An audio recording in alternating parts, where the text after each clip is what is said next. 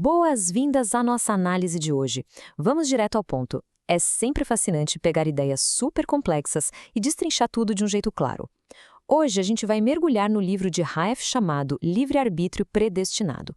É uma obra profundamente pessoal e filosófica que mistura memórias de infância, viagens e aquelas descobertas tecnológicas impressionantes para debater um tema milenar.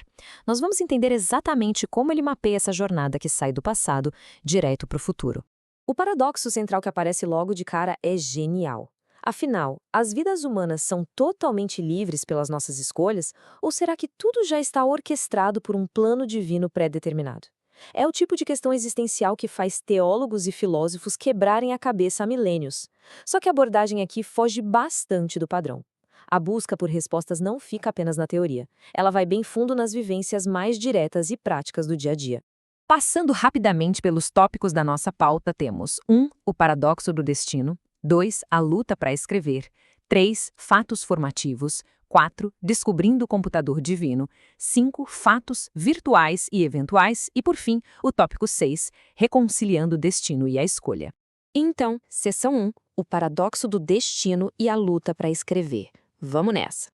Ao longo da história, mentes brilhantes debateram incansavelmente sobre a predestinação contra o livre-arbítrio, certo? E o nosso objetivo aqui é justamente desvendar como o autor tenta harmonizar essas duas posições de um jeito super imparcial. A grande sacada do argumento é que a crença na predestinação e a afirmação do livre-arbítrio podem sim coexistir em harmonia. Uma coisa definitivamente não precisa anular a outra. E isso ilustra muito bem aquele processo angustiante que o Hayek experimentou para escrever o livro. Ele descreve que os pensamentos vinham puros, voando pela mente como trailers de filmes super dinâmicos. Mas, nossa, na hora em que ele tentava explicar ou escrever isso, as imagens iam perdendo a força, viravam imagens estáticas e, no fim, meros rascunhos borrados feitos à mão. Foi preciso muita, mas muita persistência, aulas de escrita e edições super rigorosas até que tudo finalmente se transformasse na impressão escura e nítida do manuscrito que conhecemos. Avançando para a seção 2, fatos formativos e perguntas intermináveis. O ponto crucial aqui é o choque cultural gigante que o Hayek sofreu quando tinha apenas 10 anos de idade. Ele saiu de um ambiente super exuberante e liberal lá no Líbano, que era cheio de montanhas e rios, direto para os desertos áridos e para uma cultura altamente conservadora no Catar. Essa mudança drástica de cenário, deu um baita chacoalhão nas convicções mais básicas dele. E foi exatamente isso que plantou dúvidas profundas e moldou aquele olhar super questionador para o resto da vida. Lá estava ele, olhando para os céus limpinhos do deserto. E claro, ignorando de propósito aquela superstição clássica de avó de que contar estrelas dava verruga, né? Foi nesse cenário que o Hayek começou a fazer aquelas perguntas existenciais gigantescas. Ele questionava o motivo de tanto conflito generalizado pelo mundo, o sentido do sofrimento, como as teorias de reencarnação lidavam com isso, e a mente dele até paralisava, tentando imaginar onde, afinal de contas, esse universo em expansão termina. Nessa busca incessante por respostas, ele questiona a ideia de evolução por mero acaso, usando uma analogia fantástica.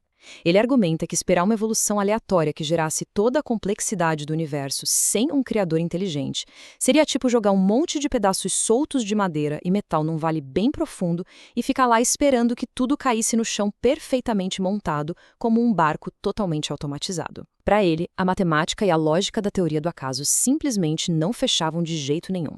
Chegamos na seção 3. Descobrindo o computador divino. Seguindo em frente. O interessante é que as fases da vida dele mapeiam perfeitamente essa jornada de descobertas. A gente começa lá na natureza do Líbano, passa pelo deserto do Catar, viaja para Londres na década de 70 para fazer o ensino superior, até chegar no retorno para o Oriente Médio, focando na carreira e na vida familiar. E o mais legal é que cada um desses lugares adicionou uma peça fundamental naquele enorme quebra-cabeça filosófico.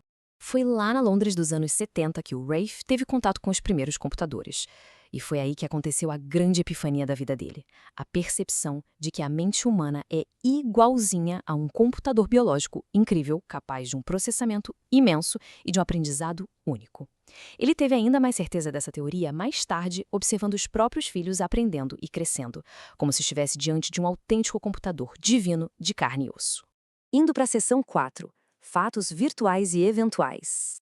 Para organizar essa avalanche de pensamentos, o autor monta uma estrutura de entendimento dividida em 3 passos superlógicos.